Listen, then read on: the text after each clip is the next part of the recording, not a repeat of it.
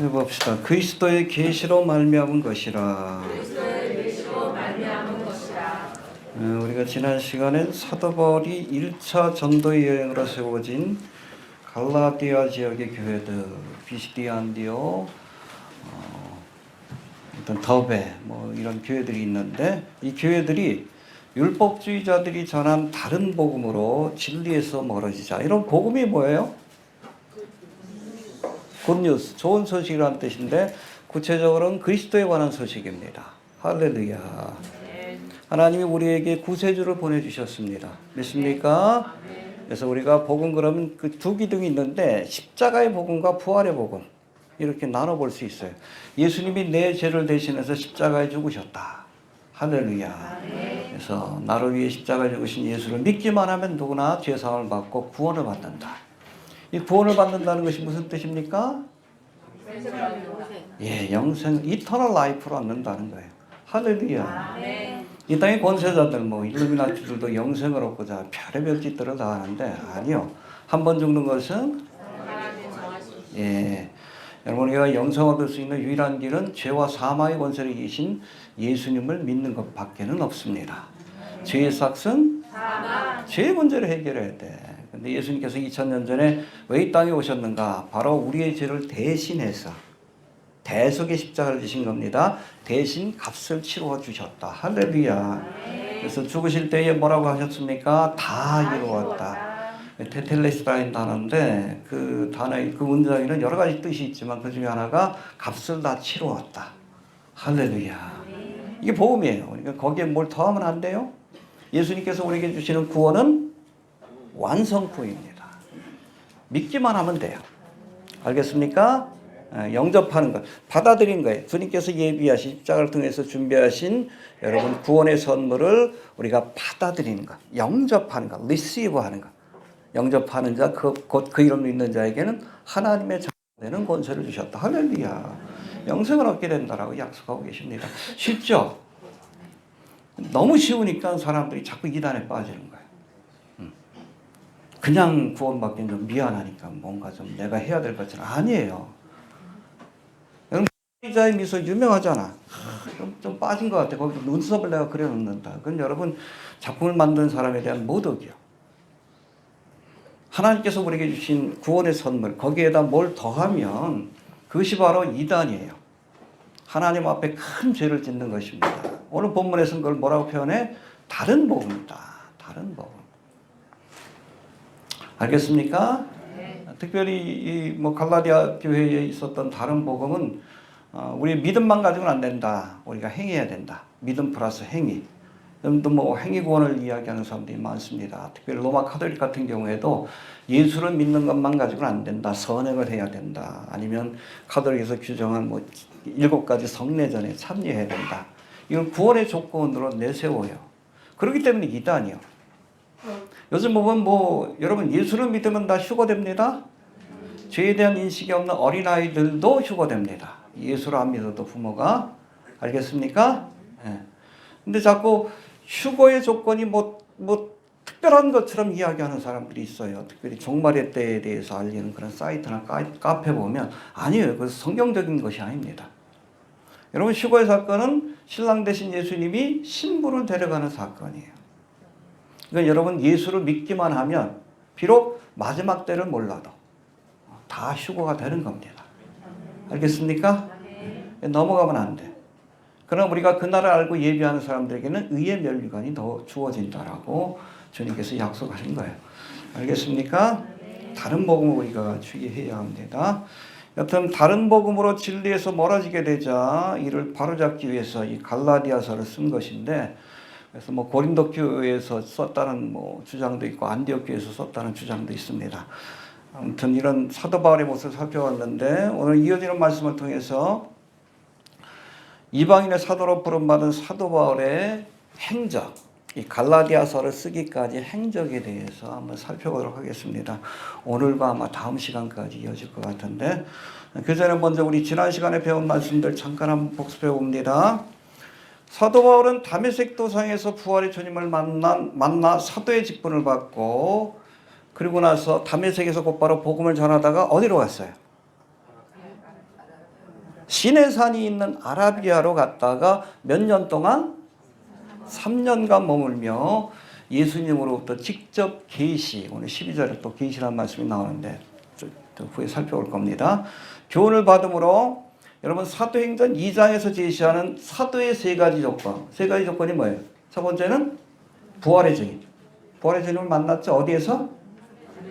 또 두 번째는 예수님께로부터의 부르심이 있어야 돼. 하나님의 선택하심이 있어야 돼. 선택받았죠? 이방인의 사도로 담메섹 도상에서. 또 세 번째 조건이 뭐예요?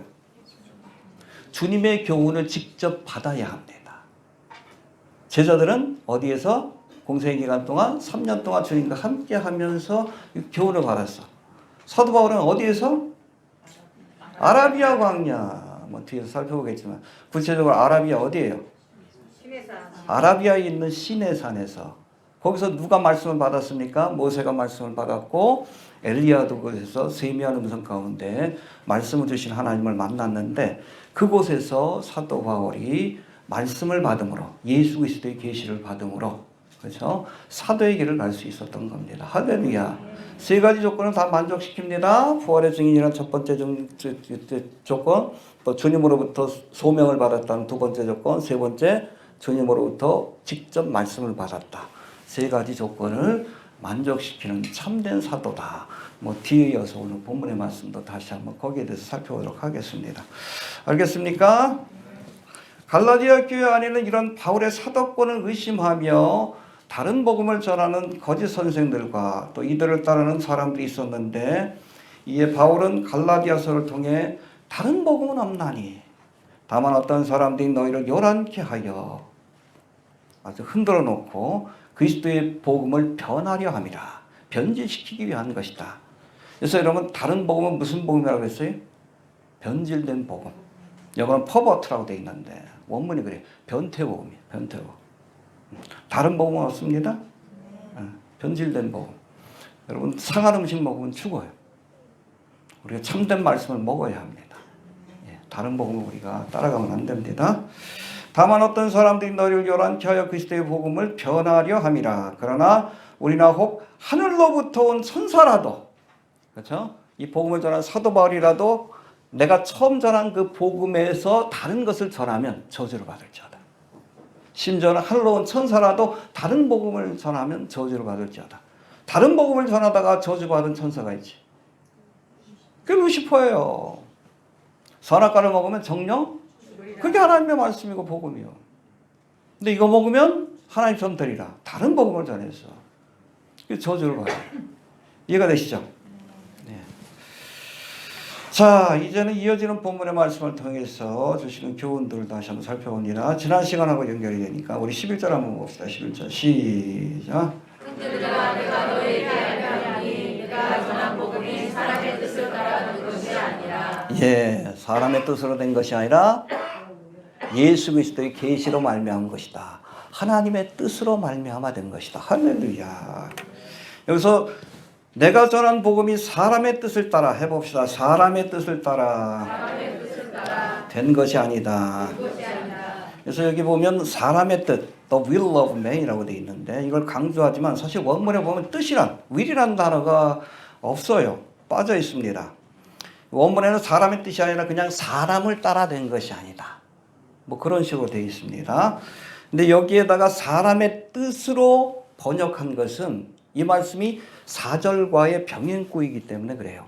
4절의 말씀과 비교하기 위해서 사용한 표현이기 때문에 그렇습니다. 4절은 뭐라고 되어 있습니까? 4절 시작.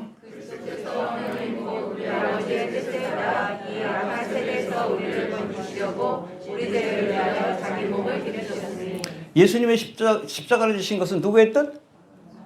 하나님의 뜻을 따라. 할렐루야.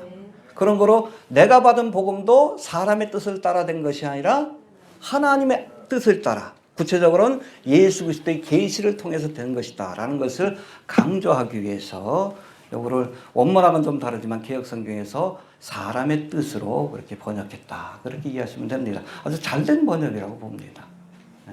우리가 문자적으로 곧바로 번역하는 게 좋은 번역은 아니에요. 그 의미를 파악하면서 번역하는 것이 좋은 번역입니다. 알겠습니까?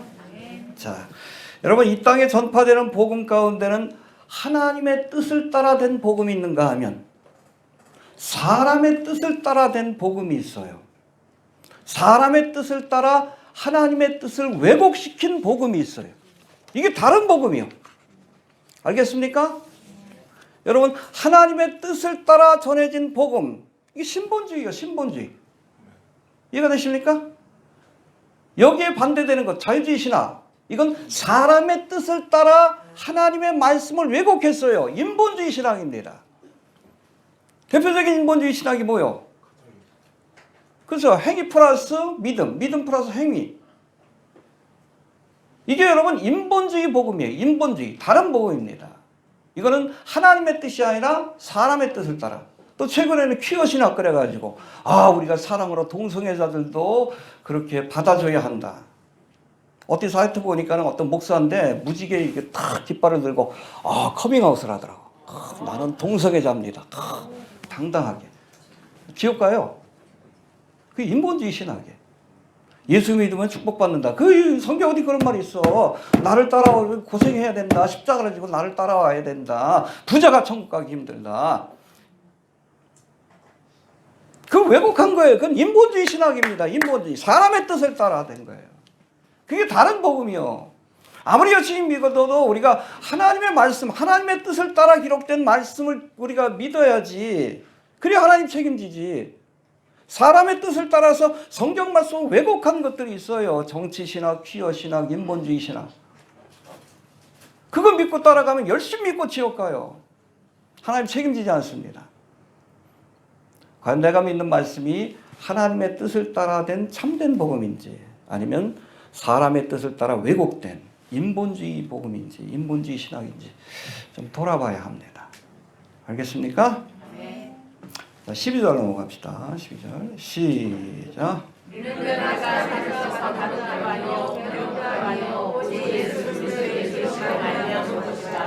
예, 12절에서는 사도 바울이 자신이 전한 복음이 사람의 뜻을 따라 되지 않았다는 것을 보여주는 두 가지 증거를 제시하는데, 첫 번째 보니까 내가 전한 것은 사람에게서 받은 것도 아니요. 해봅시다. 사람에게서 받은 것도 아니요. 배운 것도 아니라 사람으로부터 이 말씀을 배울 수 있는 시간도 없었다. 뭐 그런 설명이 모티에 나옵니다. 이는 내가 사람에게서 받은 것도 아니요 배운 것도 아니다 라고 말씀하는데, 뒤에서 다시 설명하겠지만 AD 35년경 바울이 다메섹 도상에서 예수님을 만난 뒤 얼마 지나지 않아 아라비아로 광야로 가서 3년 동안 머물렀고, 이렇게 3년 만에 다메섹으로 다시 돌아온 뒤에 15일이란 짧은 기간 동안 다시금 예루살렘을 방문해서 게바와 주의 형제 야고보 외에는 만난 사람이 없었기 때문에 다른 사람들로부터, 특별히 다른 사람들로부터 이 복음에 대해서 배우거나 또 그 말씀을 받을 수 있는 시간 자체가 없었다는 거예요. 물리적으로도 가능했다. 그걸 설명하는 겁니다. 해봅시다. 사람에게 받은 것도 배운 것도 아니다. 알겠습니까? 또 두 번째, 사도 바울이 자신이 전한 복음이 사람의 뜻을 따라 되지 않았다는 것을 보여주는 두 번째 증거로, 자신이 전한 복음은 예수 그리스도의 계시로 말미암은 것이다. 예수님이 직접 주셨다는 뜻이에요. 해봅시다. 예수 그리스도의 계시로 말미암은 것이다. 여기 계시라는 단어가 눈에 들어오는데 이 단어 헬라어가 아포칼립시스라고 해서 덮개를 벗긴다 혹은 감추었던 것을 드러낸다, 그런 뜻을 갖고 있습니다. 해봅시다. 덮개를 벗긴다. 감추었던 것을 드러낸다. 지금까지 감추었던 비밀을 알려주셨다는 거예요. 그게 구체적으로 뭡니까? 복음이에요. 알겠습니까? 구약의 시대 때는 감춰졌던 것, 메시아의 죽음을 통해서 우리가 구원의 길이 열렸다는 복음의 비밀을 구약의 시대 때는 감췄는데 예수님께서 그 비밀을 알려주셨다. 할렐루야. 참고로 우리가 잘 알고 있는 요한계시록 1장 1절에도 계시라는 단어가 나오죠. 1장 1절 어떻게 시작이 됩니까? 예수 그리스도의 계시라. 해봅시다. 예수 그리스도의 계시라. 이어지는 말씀 보면 이는 하나님이 그에게 주사 반드시 속히 될 일을 그 종들에게 보이시려고 그 천사를 그 종 요한에게 보내어 지시한 것이라 이렇게 선언하고 있는데, 여러분 요한계시록 1장 1절에서의 계시는 예수님이 반드시 속히 될 일을 알려주신 예언적인 의미가 담긴 계시입니다. 알겠습니까? 그래서 여러분 요한이, 사도 요한이 받은 계시는 뭐예요? 예언의 말씀이에요. 그렇다면 사도 바울이 아라비아 광야에서 시내산에서 받은 계시는 뭡니까? 복음이에요. 둘 다 여러분 이게 예언적인 말씀이든 복음이든 상관없어. 여기서의 계시는 예수님이 직접 주신 말씀이라는 의미를 갖고 있는 겁니다. 할렐루야. 이게 바울이 뭐라고 했어요? 내가 사람에게 받은 것도 아니고 사람한테 배운 것도 아니고 예수님으로부터 직접 받은 복음의 계시다. 말씀이다. 그런 의미에서 예수 그리스도로부터 받은 계시라고 이렇게 설명하고 있는 겁니다. 이해가 되시죠? 자, 그렇다면 사도 바울이 구체적으로 언제 어디에서 계시를 받았는지 여기에 대해서 조금 더 좀 깊이 살펴볼 터인데, 이에 대해서 우리가 알기 위해서는 본문 16절부터 18절까지의 말씀하고 사도행전 9장의 말씀을 좀 읽어보면서 좀 비교해 봐야 되는데, 먼저 16절부터 18절까지 말씀을 살펴봅시다. 16절부터 시작. 그 아들을 이방에 전하기 위하여 그를 속에 나타내기를 기뻐하실 때 내가 본 혈육과 의논하지 아니하고 또 나보다 먼저 서는 자들을 만나고 예루살렘을 가지 아니하고 오직 아라비아로 갔다가 다시 가서 들어가노라. 그 3년간 내가 결과를 신방하려고 세상을 올라가서 저와 함께 15일을 유할세. 네, 그 아들을 이방에 전하기 위하여 그를 내 속에 나타내시기를 기뻐하실 때, 이게 뭐예요? 무슨 사건이에요? 다메섹 도상에서 저를 사도로 부르신, 이방인의 사도로 부르신 그 사건입니다. 때에 내가 곧 혈육과 의논하지 않고 또 나보다 먼저 사도된 자들을 만나려고 예루살렘으로 가지 아니하고, 그렇죠? 곧바로 어디로 갔다? 아라비아로 갔다가 다시 다메섹으로 돌아왔다. 그래서 다메섹에서 복음을 전하다가 또 핍박을 받는 그런 사건이 여러분 사도행전에 기록되어 있습니다. 그 후 3년 만에, 그렇죠? 3년 만에 아라비아 광야에서 돌아온 거예요. 시내산에서. 내가 게바를 신방하려고 예루살렘으로 올라가서, 그렇죠? 다메섹에서 복음을 전하다가 게바를 만나기 위해서, 베드로를 만나기 위해서 어디로 갔습니까? 예루살렘에 올라갔지만 거기서 며칠 동안 있었다고요? 15일 만에. 이때도 여러분 게바만 만난 것이 아니라 헬라파 유대인들하고 막 논쟁을 벌여, 복음에 대해서. 그러다가 여러분 죽이려고 그러니까 도망을 가. 가이사를 통해서 다소로 도망을 가요. 가는 곳마다 트러블 메이커예요. 복음을 전했기 때문에 그래요. 그 사건입니다. 자, 이번에는 본문의 사건이 기록된 사도행전 9장의 말씀을 좀 살펴볼 터인데, 이것도 좀 아까 좀 설명을 드렸으니까 그 말씀 기억하면서 한번 봅시다. 9장 20절부터 25절까지. 9장 202페이지예요.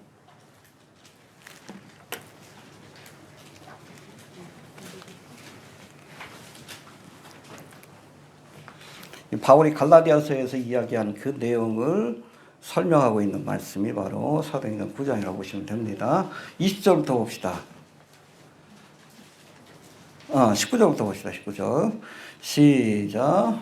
이스라엘 마음에 강건하였으리라. 사울이 다메섹에 있는 저자들과 함께 견치에 있을 때. 예, 그렇죠. 다메섹 도상에서 예수님을 만나고 장님이 되죠.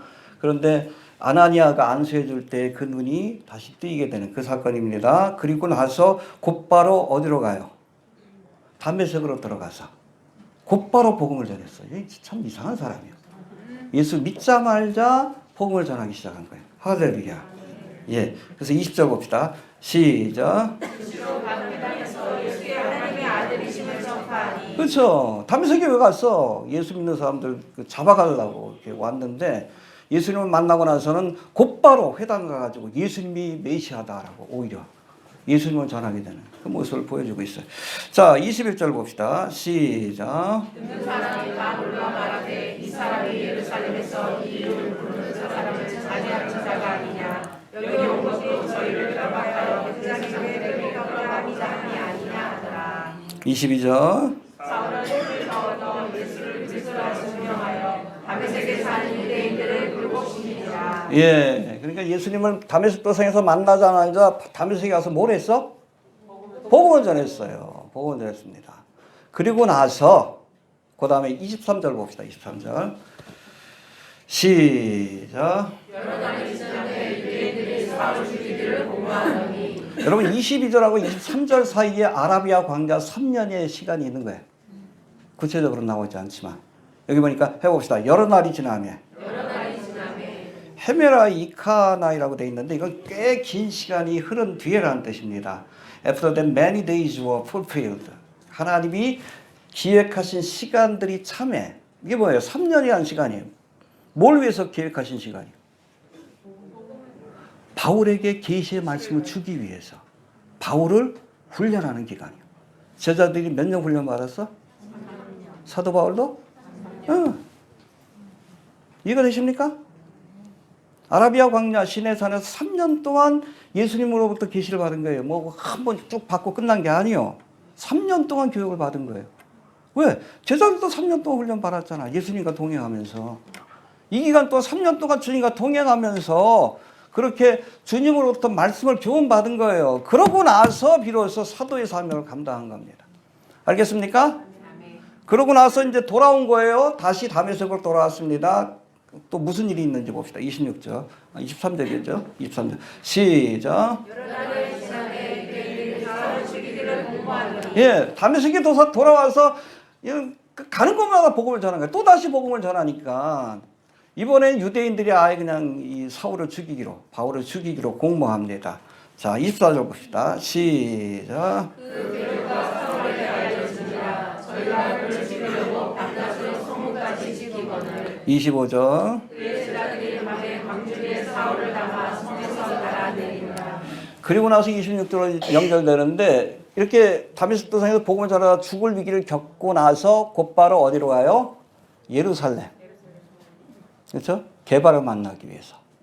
근데 그곳에서도 15일 동안 머물면서 이 게바와 야고보만 만난 것이 아니라 또 복음을 전하다가 죽을 일을 또 겪게 됩니다. 그러니까 가이사랴를 통해서 나중에는 길리기아 다서 자기 고향으로 돌아가는 그 장면이 사도행전 그 뒤에 또 설명되어 있는데 그건 좀 이따가 한번 살펴봅시다. 자, 그렇다면 이 사도 바울이 3년 동안 아라비아에 가 있었다고 그랬는데 이 아라비아에 무엇이 있었기 때문에? 그렇죠. 여러분 시내산이 있었기 때문에 그래요. 여러분 사도 바울 당시 이 아라비아 지역은 나바테안이라는 아라비아 유목민족이 다스리고 있었는데 주전 800년 전부터 이 나바테안들은 아라비아 사막을 왕래하며 카라반 무역을 했고 주전 400년 전에는 원래는 이 지역이 에돔 족속이 살던 지역인데 에돔 족속들을 몰아내고 그들이 살던 요르단 남편 지역을 차지했는데 이때 세계의 7대 불가사의 중에 하나인 뭘 지었습니까? 페트라를 지은 거예요. 나바테안 아라비아 족속이라고 합니다. 그러니까 아라비아 땅은 나바테안 족속들이 다스리는 땅이었다. 그 수도가 어디예요? 페트라입니다. 알겠습니까? 어떤 분들은 이 페트라가 이 마지막 때의 도피처라고 얘기하는 분들도 계셔요. 예전에 뭐 조영기 목사님도 그랬고 지금도 학자들 사이에서는 이곳이 7년 대환란의 기간 동안에 이스라엘을 위해서 예비한 도피처다 주장하는 사람도 있는데 저는 그렇지 않은 것 같아. 그 위쪽에 있는 부세이라, 보스라 그 지역이 환란 날의 도피처라는 생각을 갖는데 아무튼 이것이 바로 나바테안 아라비아 왕국의 수도였다. 알겠습니까? 예, 수도였다고 보시면 되는데 자, 아무튼 이 페트라를 건설하고 이것을 수도로 삼아서 나바테안 왕국이 확장을 이렇게 시작했는데 이렇게 세워진 나바테안 왕국은 주전 4세기부터 독립왕국을 유지하며 북쪽으로는 페르시아 그리고 지금의 이스탄불 지역까지 그리고 남쪽으로는 이집트 그리고 지금의 사우디와 예멘 지역에 이르기까지 광활한 지역을 오고 가면서 무역을 통해서 번창했다라고 알려지고 있습니다. 이후로 이 나바테안 왕국이 로마 제국에 편입하게 됩니다. 그러니까 여러분 상권을 누가 지게 돼? 로마가 지게 돼요. 이때부터 결국엔 나바테안 제국이 멸망의 길을 가게 돼요. 사라지게 되는데 서기 100년 전에 이 나바테안을 속국으로 삼을 로마는 이 지역을 아라비아 페트라라고 불렀다고 합니다. 페트라. 해봅시다. 아라비아 페트라. 페트라가 어디에 있어요? 아라비아에 있는 거예요. 나바테안 아라비아. 그 밑에가 와디로. 그 밑에가 사우디아라비아. 바로 호렙산이 있는 사우디아라비아가 연결된다라고 이렇게 보시면 됩니다. 자, 나바테안 왕국의 수도인 페트라에서 와디럼을 지나, 이거 페트라예요. 여기 와디럼을 지납니다. 보십시오. 이스라엘이에요. 여기 이스라엘, 건너편엔 요르단.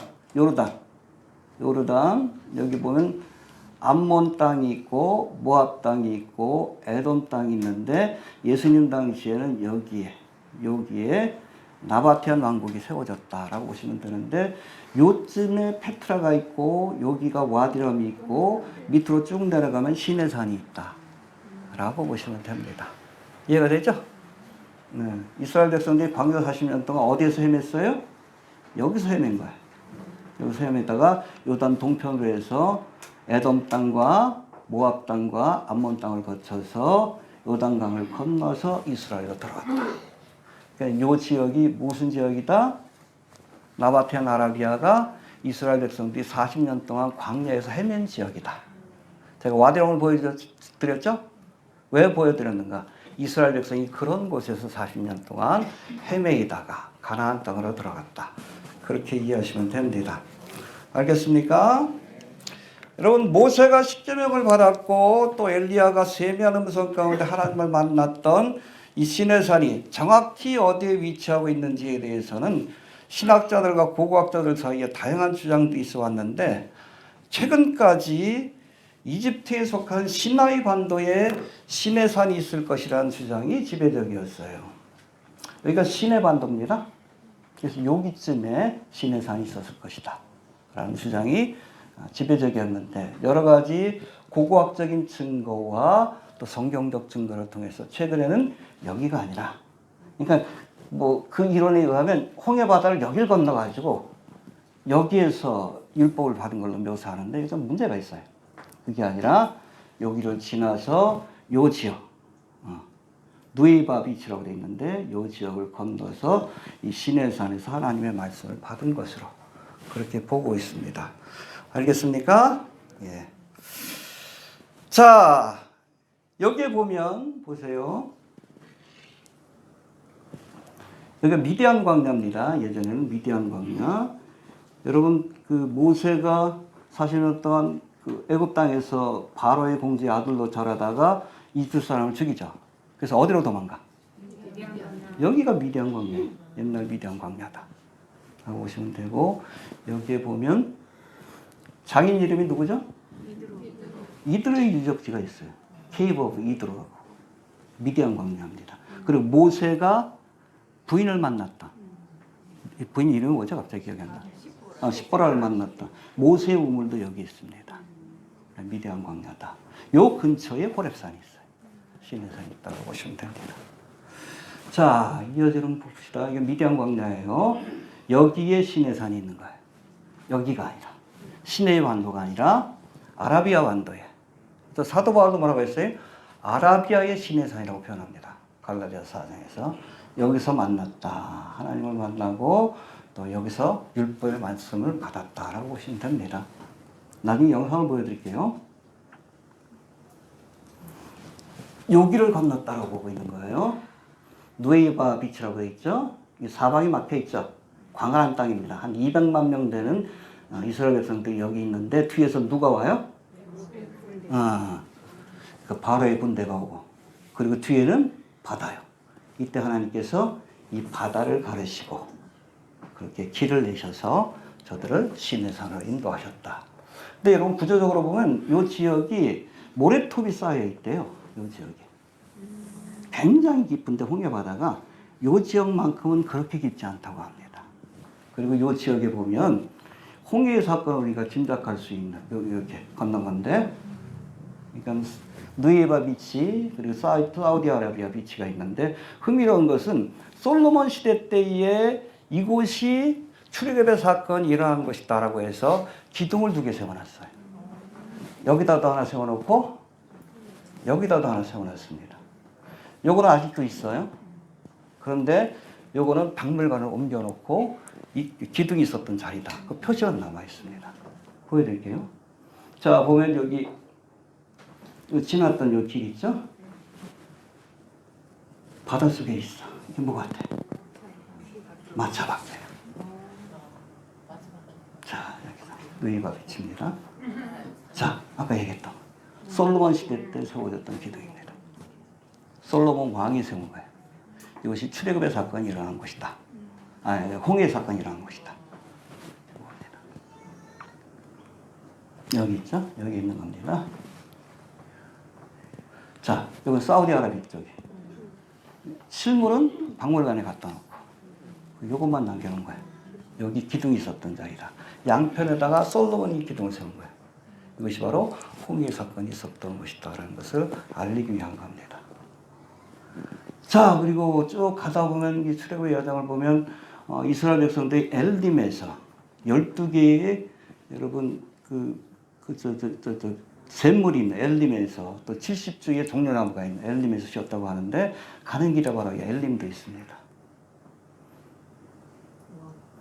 그리고 나서 신광야를 지나가지고 물이 떨어지니까 막 불평원망하죠.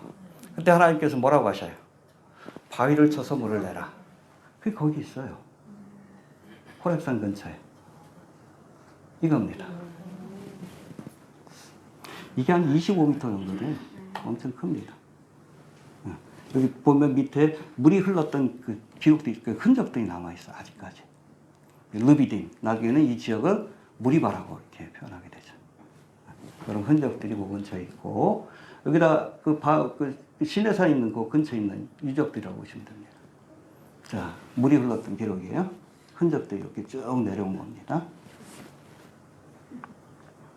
이런 모습이었을 것이다. 모세 시대 때 그렇게 보는 겁니다. 이렇게. 그래서 이 물을 먹고선 이스라엘 백성들이 출애굽의 여정을 계속할 수 있었던 겁니다. 자, 여기 있고, 그 다음에 이 르비딤에서 이 물을 반석을 내는 사건 뒤에 곧바로 아말렉 족속과 싸우게 되죠. 그때 모세가 기도하면, 기도의 손이 올라가면 이스라엘 백성이 이기고, 내려가면 지고. 그러니까 양쪽에서 누가? 아론과 홀이 모세의 기도의 손을 붙들어서 승리했다. 그러고 나서 제단을 쌓았죠. 무슨 제단? 여호와 니시 제단. 이거예요. 여호와 니시 제단입니다. 보시면 돼요. 그리고 나서 여러분 이스라엘 백성들이 호렙산 밑에 수경지를 치고 거기에 이스라엘 12지파를 상징하는 12개의 기둥을 세웠다는 말씀이 나와요. 그 흔적들이에요.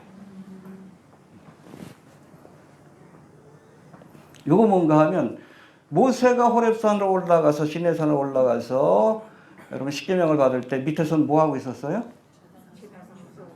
제단을 쌓고 금송아지 우상을 만들어서 이게 금송아지 우상 제단이에요. 밑에만 나온 겁니다. 어떻게 알 수 있는가?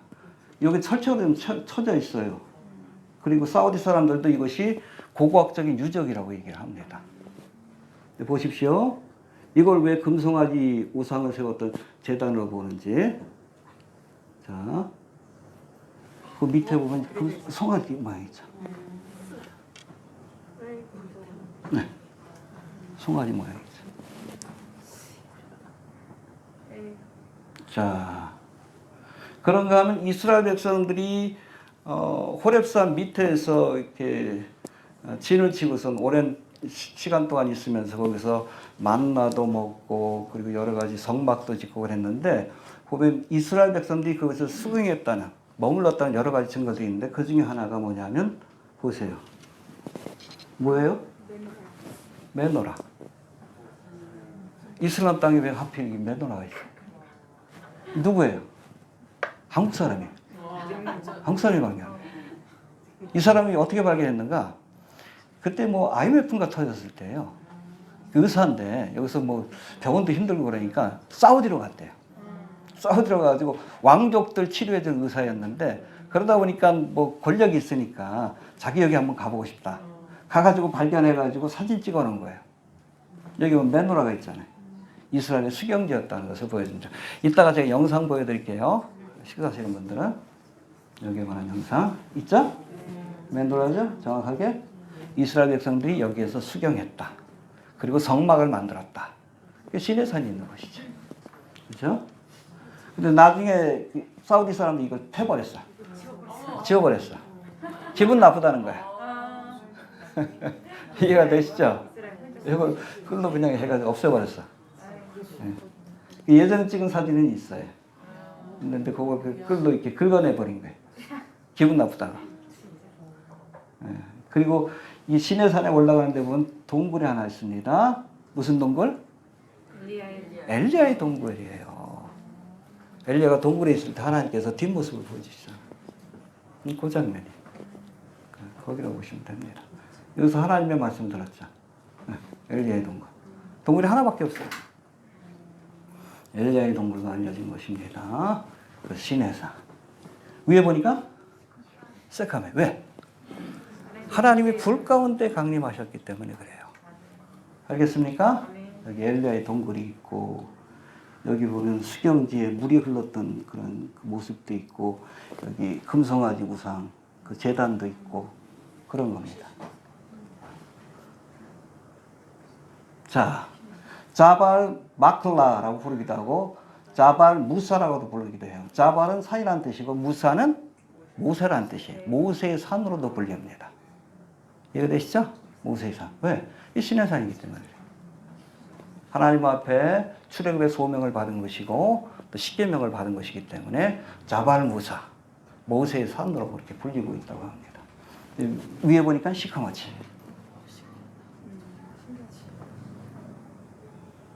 왜요? 하나님 불 가운데 강림하셨기 때문에. 그 위에만 시커먼 거예요.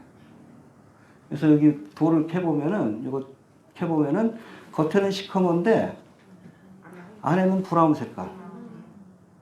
흰색이에요. 겉에만 뿌릿한 거예요. 원래 색깔은 이거예요. 근데 하나님께서 불 가운데 강림하심으로 그렇게 불탔던 흔적들이 지금까지도 남아 있습니다. 재밌죠? 그러니까 여러분 이 시내산은 위대한 하나님의 일꾼들이 셋이나 다녀간 곳이에요. 모세가 십계명을 받은 것이고 엘리야가 하나님의 음성을 듣는 것이고 여러분 모세는 율법을 상징해요. 엘리야는 선지. 이게 구약이에요. 그리고 사도 바울. 적어도 여러분 서신 가운데 13개가 사도 바울일 것인데 기독교 신학을 넣은 그 기초를 넣은 사람이 얘기하는데 사도 바울이 예수님으로부터 계시를 받은 것이에요. 나중에 좀 기회가 되면 가보시길 바랍니다. 지금 개방됐어요.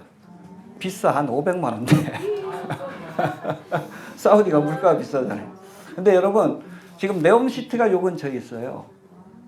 사우디에서 지금 하고 있는 네옴시티가 바로 요 근처에 있습니다. 요거를 관광지구로 지금 개발하려고 제가 영상을 한 2년 전에 만들어진 건데 홍보용으로 허락을 해준 것 같아. 요거 좀 미리 좀 찍어가지고 사람들이 특별히 기독교인들이 좀 찾아오라고 좀 그런 것 같아요. 사실 개방이 될 겁니다. 지금도 비싸지만 1년에 한 서너 번 정도는 갈 수 있는 기회가 있습니다.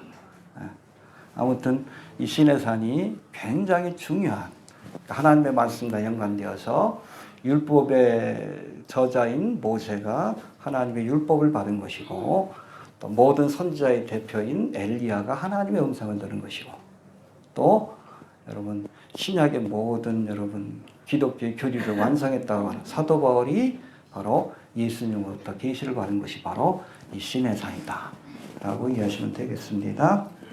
알겠습니까? 네. 여기 어디라고요? 나바테안 아라비아 땅이다. 수도는 어디예요? 페트라라고 보시면 됩니다. 나바테안 아라비아에 있는 시내산에서 3년 동안 머물며 주님으로부터 직접 계시를 받았다. 내가 누구에게 배운 것이 아니다. 받은 것도 아니다. 예수님으로부터 직접 받은 것이다. 다른 사도라고 똑같은 거예요. 이해되시죠? 그러니까 여러분 사도 바울이 사도가 될 수 있는 조건을 갖추게 되는 겁니다. 자, 이제는 이어지는 바울의 간증을 한번 봅시다. 자, 13절 14절 봅시다. 시작.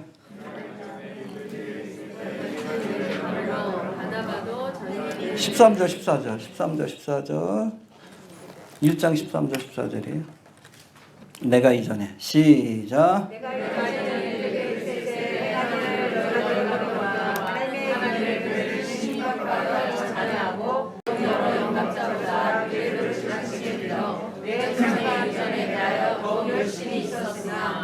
여러분 사도 바울은 열심히 있는 사람이에요. 초창기는 잘못된 열심이지만 근데 하나님은 열심히 있는 사람을 쓰십니다. 알겠습니까? 네. 여러분 사도행전에는 바울에 관한 행적이 7장 8장에 처음 등장하는데 여기 보니까 스데반 집사가 복음을 전하다가 유대인들에게 돌에 맞아 순교할 때 바울이 뭐 했어요? 옷을 지켜줬어. 증인으로서 참여한 겁니다. 직접 돌을 던지지 않았지만. 자? 율법에 열심히 있었다는 거예요. 또 그의 죽임당함을 마땅히 여겼다라고 사도행전 8장 1절에서 말씀합니다. 이 교회를 핍박하여 잔해하는 일에 열심이었던 이 사울은 여기에서 만족하지 않고 이제 대제사장에게 공문을 받아가지고 박해를 피해 어디로? 다메섹으로. 그렇죠? 지금은 시리아 땅이 이스라엘에서 멀지 않습니다. 여기에 도망간 그리스도인들 붙잡아 오기 위해서 길을 가다가 누구를 만나요? 예수를 만나가 이방인의 사도가 된 겁니다. 알겠습니까? 어찌 보면 잘못된 열심이지만 이 바울은 자기에게 주어진 일에 열심히 있는 사람이에요. 하나님은 그런 사람을 쓰신다는 것을 우리가 기억할 수 있게 되길 바랍니다. 여러분 잠언 22장 29절에 보니까 해봅시다. 내가 자기 사업에 근실한 사람을 보았느냐. 자기가 하는 일에 최선을 다하고 열심히 디리전트 부지런히 일하고 열심히 있는 사람을 보았느냐. 잘 들으세요. 이러한 사람은 왕 앞에 설 것이요. 할렐루야. 자기 일에 최선을 다하는 사람이 만왕의 왕 대신 주님을 위해서도 일한다는 거예요. 바울이 얼마나 열심히 있는 사람이에요. 1차 전도여행 때 2500km를 걸었고 2차 3차 때도 여러분 4500 미친 사람이지. 이번에 그 터키 그리스 지나가서 로마까지 갔는데 죽는 줄 알았어. 차 타고 다니는데도 그걸 걸어 다닌 거예요. 갈라디아는 3번이나 왔다 갔다 했어요. 길리가 다소에서 여러분 그 갈라디아 지역 가려면 여러분 큰 산을 넘어야 돼. 그 3번이나 왔다 갔다 했어. 3번이나. 요한 사도행전은 안 나오지만 이후로도 로마의 감옥에 있다가 풀려나서 4차 5차 선교여행을 또 다녔대. 스페인까지 갔던 그 기록이 전승이 남아 있어요. 그것도 한 10,000km 다녔겠지. 이 미친 사람이 열심히 있는 사람이. 여러분 하나님은 열심히 있는 사람들을 쓰십니다. 바울의 열심을 보시고 예수님이 그를 이방인의 사도로 삼으신 줄로 그렇게 믿으시길 바랍니다. 주님 오실 날이 가깝습니다. 열심히 합시다. 올해 들어와가지고 좀 신앙적인 열심들이 식어졌는데 지쳐서 그런지 그러면 안 돼. 더 열심히. 알겠습니까? 모이기에도 열심히 해야지 왜 자꾸. 성경에 보니까 다 졸며 잘 새. 그때 주님 오신다 그래서 지금 목이 딱 좋아. 올해 들어서 교인들 좀 많이 떨어졌죠? 열심들이 식어서 그래. 그러면 안 돼요. 끝까지 열심을 내시길 바랍니다. 주님을 기다리는 일에도 또 주께서 맡겨주신 사명을 감당하는 일에도 바울처럼 열심 있는 사람들을 쓰시는 거예요. 자기 사업에 근실한 사람, 자기의 일도 최선을 다하는 사람이 하나님의 일을 맡겨도 최선을 다하는 거예요. 열심을 좀 낼 수 있기를 바랍니다. 15절 봅시다. 15절 시작. 그러나 내 어머니의 때로부터 나를 걱정하시고 은혜로 나를 부르시니까. 예, 해봅시다. 태로부터 택하시고 은혜로 부르셨다. 이거 예정론을 설명하기 위한 말씀이라기보다는 이건 자신의 고백이라고 보시면 됩니다. 나 같은 사람이 어떻게 사도가 될 수 있었지?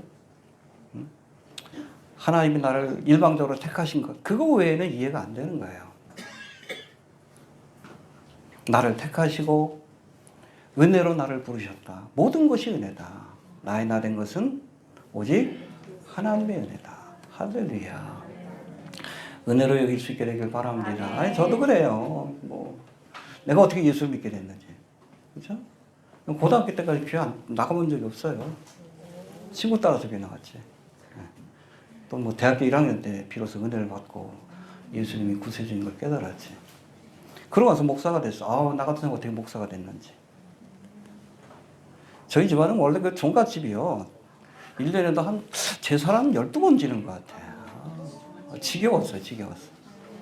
그런 집안에서 목사가 됐으니 은혜지, 그렇죠? 또 여러 목사들 가운데 이 마지막 때를 알리는 그런 사역자로 부름받았다는 거. 할렐루야. 이게 다 은혜지. 이 바울의 마음이 제 마음이 돼요. 은혜로 된 것이니. 할렐루야. 모든 것이 은혜입니다. 자, 그 다음에 16절을 봅시다. 16절. 시작. 그 아들을 너희에게 전하기 위하여 그를 내 속에 나는 지를 기뻐하실 때에 내가 곧 혈과 의논하지 아니하고. 예, 이게 사도 바울은 그 복음을 이방 땅에 전하기 위한 사도예요. 할렐루야. 이방 땅에 복음을 전하려면 필수적인 조건이 뭡니까? 지금 여러분 선교사를 가려면 필수적인 조건이 뭐예요? 영어 할 줄 알아야 돼요. 저도 뭐 십자군 전도를 하다가 그 러시아로 선교사로 파송받았는데 영어 성적이 좋아서 파송받은 거예요. 거의 100점 맞았거든요. 매일같이 저 영어 들었으니까, 영어 성경 들었으니까. 저 십자군 전도 할 때 그 본 시험이 있어. 그러니까 매일 그냥 성경에 나온 그것만 나왔어. 그 100점 맞지, 그거, 당연히. 그래서 거기까지 갔어요. 유일하게 총각 선교사였어요. 총각 선교사였어요. 원래는 총각을 둘을 묻혔어. 그러고 나서 준비하는 기간이 한 6개월인가 3개월인가 있었는데 이 친구가 막 그냥 뭐 되고 나니까 사귀던 애인한테 결혼하지 않으면 안 보낸다 그래. 그 속여가지고 결혼해 갔어. 유일하게 저 혼자 총각이었어요. 아, 뭐 얘기 이게 왜 하지? 언어가 중요해. 근데 여러분, 이 사도 바울은 길리기아 다소 출신이에요. 그 여러분, 로마에는 여러 가지 스테이트가 있다 그랬죠. 갈라디아 스테이트 주가 있고, 갑바도기아, 뭐 마게도니아 주가 있듯이 길리기아 주라는 곳이 있습니다. 아수르에서도 가까운데 이 길리기아. 여기 출신 디아스포라 유대인이기 때문에 태어날 때부터 사실은 헬라어를 사용한 거예요. 교포예요, 교포. 안녕하세요, 교포요. 헬라어가 더 능통해. 근데 뭐 그것만 능통한 것이 아니라 청년 시절 때, 청소년 시절 때, 우리 영재의 나이 때 예루살렘으로 유학을 왔어요. 율법을 배우기 위해서, 랍비가 되기 위해서. 거기서 가말리엘 문화생, 가장 최고의 랍비. 그 밑에서 아마 그 뭐 예수를 안 믿었으면 가말리엘의 그걸 계승했을 거예요. 랍비로서. 거기에서 뭘 배웠겠어? 히브리어를 배우고 율법을 배우고 완벽하잖아요. 헬라어에다가 히브리어에다가 또 구약의 율법에 능통하고. 할렐루야. 나를 모태로부터 택정하셨다. 사실 그래. 태어날 때부터 이방인의 사도로 훈련된 사람, 준비된 사람. 거기다가 날 때부터 시민권자예요. 로마의 시민권자. 이 어느 곳에 가든지 여러분 복음을 전해야 되는데 로마가 놓은 저걸 따서 재미난 게 뭐냐면 이 로마 시민은 로마의 법에 의해서 보호를 받게 됩니다. 그래서 여러분 사도행전 여러분 결정적인 순간 핍박을 받고 고난을 받고 죽을 위기가 당할 때 그때 뭐라고 해? 나는 로마의 시민권자다. 할렐루야. 완벽하잖아. 완벽하잖아. 해봅시다. 하나님이 이방에 전하기 위하여 준비시킨 일꾼이다. 예. 여러분 하나님은 준비된 그릇만을 사용하십니다. 준비한 만큼 사용하셔요. 저도 이 사역 14년째인데 저보다 한 20년 이상 준비했어요. 뭐 하고 싶어서 한 게 아니라 하나님께서 준비시켰다는 것이 느껴져요. 교인들을 안 붙여줬어. 신방하지 말라고. 성경 공부라고. 영어 공부하라고. 그래서 공부하다가 이것저것 종말에 대해서 알고 또 적그리스도의 세력에 대해서 알고 그래서 사실 블로그가 시작이에요. 그 기간이 한 20년 됐어. 그때 너무 힘들었어. 정말 어떤 분한테 이제 고백하면 교회를 열어야 될지 말아야 될지 고민을 한 10년 넘게 했어요. 재정도 안 되고 뭐 교인들도 뭐 자꾸 하나 둘씩 떨어져 나가기 시작하는데 힘들었지.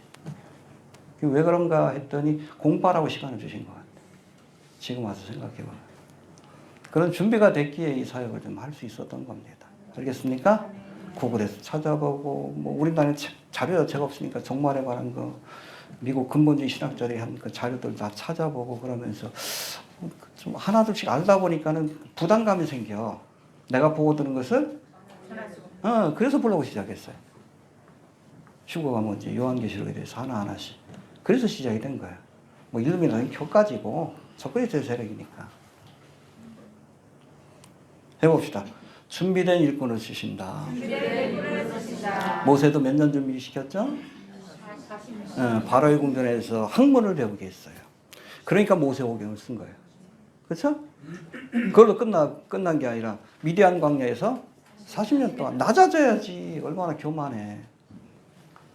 노인네가 될 때까지 낮춘 거예요. 그러고 나서 이게 80년을 준비한 거예요. 예수님의 제자들도 몇 년? 3년을 준비했잖아요. 예수님과 먹고 마시면서. 예수님은 몇 년? 30년 준비하시고 3년 일하신 거예요. 일하는 기간이 중요한 게 아니에요. 얼마나 준비되어 있는가. 여러분, 준비되지 않은 그릇으로 일하면 그릇이 깨져요. 이번에 뭐 데이비드 차 봤잖아. 젊었을 때부터 어쨌든 갑자기 부와 명예가 생기니까 이리저리 거짓말 하다가 나중에는 감당하지 못해가지고 그냥 그거 가지고 주식 투자하고 그냥 강남에다 아파트 사고 뭐 그것도 모자라니까 저 하와이에다가 50억짜리 사고 돈 쓸 데가 없으니까 맨 그냥 운동하다 에르메스 차라고 했잖아요. 돈 생기다 보니까 또 여자 생각나니까 여자하고 또 바람나고 이게 뭐예요? 또 이 친구가 또 뭐 좀 마지막 때를 전하다 그러다 보니까 최근에 이 데이비드 스타를 비판한 그 영상들이 계속 올라와 유튜브에 처음에 도덕적인 얘기했다가 나중에 일루미나티 프리메이슨 종말에 대해서 얘기하는 사람을 쏴잡아서 이단시해요. 여러분 다미선교회 사건하고 비슷해. 여러분 다미선교회 사건을 통해서 한국교회의 종말에 대한 이야기가 사라졌어요. 그 얘기하면 이단시하는. 지금 똑같아 현상이. 다미선교회가 칸선교회로 바뀌었고 이장님이 데이비드 차로 바뀐 것 뿐이에요. 이 마귀가 뿌려놓은 가라지요. 30년 만에 다시 가라지 뿌려놓은. 왜? 한국교회에서 아예 종말에 대해서 얘기를 못하게 하려고.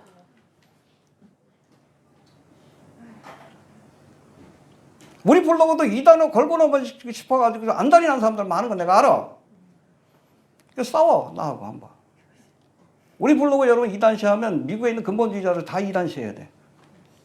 거기 있는 자를 내가 소개한 것밖에 없어요. 요한계시록도 마찬가지. 여러분 우리나라 뭐 대체신학 뭐 얘기하는데 장로교가 너무 많아서 그래. 70% 장로교인데 근데 전 세계적으로 미국 교회 안에서도 1%밖에 안 돼. 미국에 있는 장로교회는 또 요즘 너 동성애 때문에 난리고 가서 기도 못 펴. 우리나라니까 그냥 여기 가서 그런 행세하고. 여러분 장로교에 무슨 종말론이 있어. 무식한 것들이지. 몰라요. 근데 자꾸 이 데이비드 차나 이장님 같은 이단들이 가서 고춧가루를 뿌려놓으니까 처음에 도덕적으로 막 비판하다가 나중에 이 뭐 종말을 이야기하는 것 자체를 그 잘못된 것처럼 이단시해. 그 빌미를 준 거 아닙니까? 그게 하나님의 종이 사탄의 종이지. 한국교회 여러분 종말에 대해서 듣지 못하게끔 가라지를 뿌려놓는데 아주 결정적인 역할을 했잖아. 이장님이 처음 30년 전에 했고 지금 데이비드 차가 그러고 있잖아. 답답하지. 쓰임받는 게 중요한 게 아니에요. 그릇을 준비하고 쓰임받아요.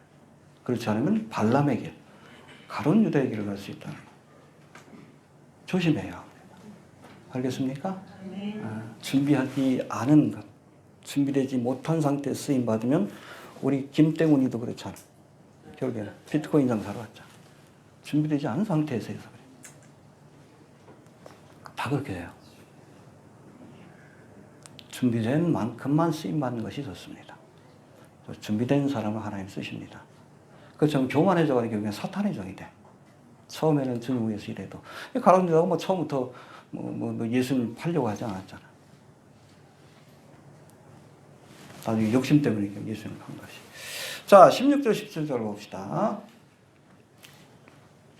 시작. 그 아들을 영광에 전하기 위하여 그를 내 속에 나타내시기를 기뻐하실 때 내가 곧 혈육과 의논하지 아니하고 나보다 더 사도된 자들을 만나러 예루살렘에 가지 아니하고 오직 아라비아로 갔다가 다시 다메섹으로 돌아가노라. 예, 그래서 선택받았을 때에 혈육과 의논하지 않았다. 그리고 사도들 만나지도 않았다. 예루살렘에 가지 않았다. 나중에 갔다는 거예요. 3년 뒤에. 아라비아로 갔다가 다시 다메섹으로 돌아갔다. 그래서 거기서도 복음 전하다가 결국에는 뭐 쫓겨난 거예요. 쫓겨나서 예루살렘에 15일 동안 머물면서 잠깐 게바를 보고 야고보를 보고 그리고 거기서 또 복음 전하다가 또 쫓겨났어.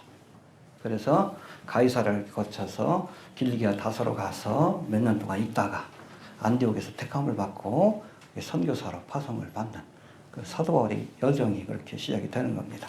자, 봅시다.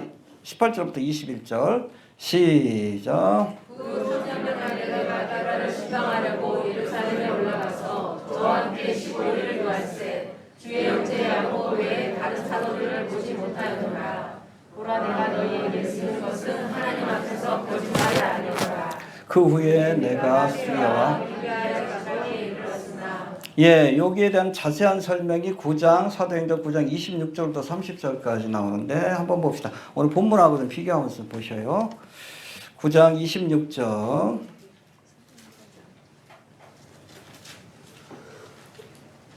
자, 3년 만에 여러분 다메섹으로 돌아서 복음을 전하다가 쫓겨나요. 쫓겨나서 어디로 갑니까? 예루살렘으로 갑니다. 26절이에요. 26절 9장 26절 시작.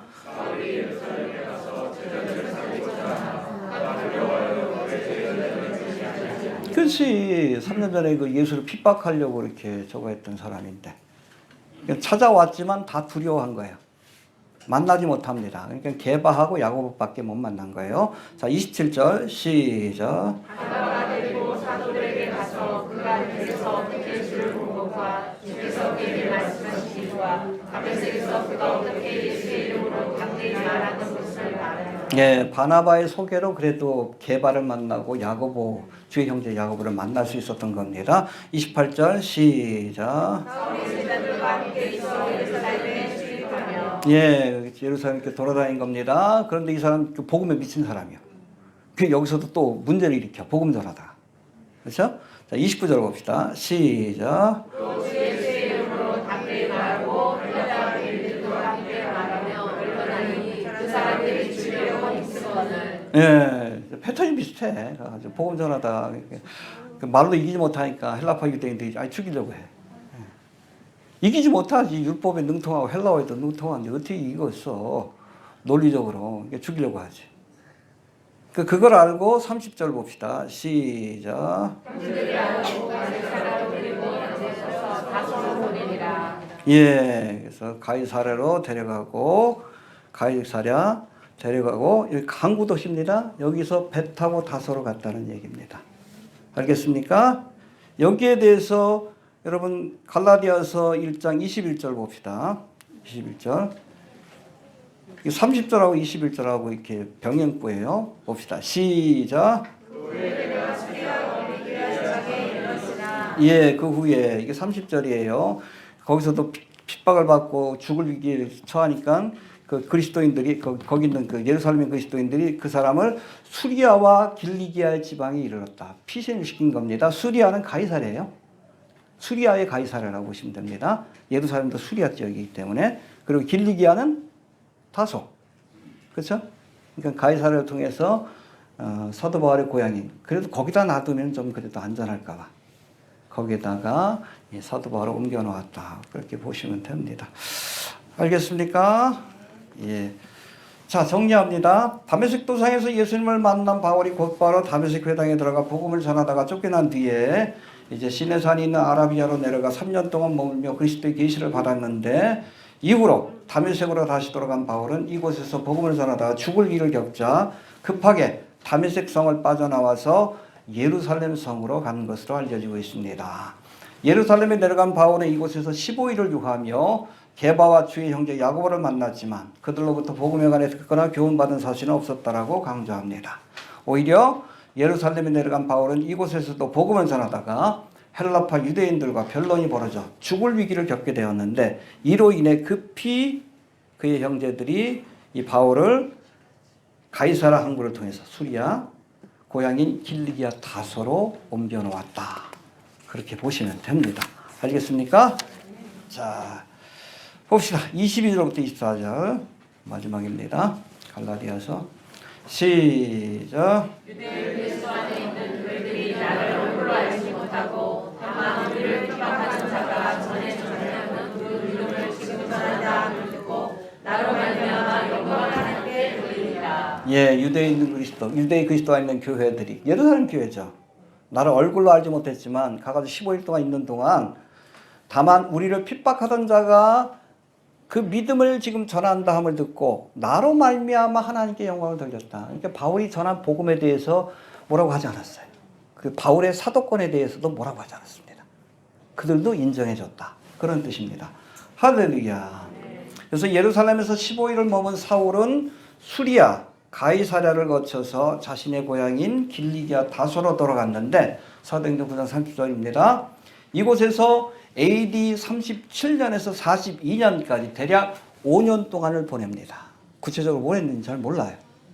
거기서도 복음 전했겠지? 복음 전하다 또 두들겨 맞고 그랬겠지? 그러고 나서 머문 이후에 바나바의 천거로 저기 좀 훌륭한 말씀 가르치는 선생이 있으니까 좀 데려보자고 해서 바나바의 천거로 안디옥 교회에서 협동 목사로 같이 일하게 됩니다. 바나바와 함께. 그렇게 일하다가 AD 45년 혹은 46년이라고 하는데 46년경에 바나바와 함께 선교사로 파송이 되어서 바나바의 고향인 구브로, 키프로스입니다. 버가를 지나서 갈라디아 지역에서 복음을 전하게 된 겁니다.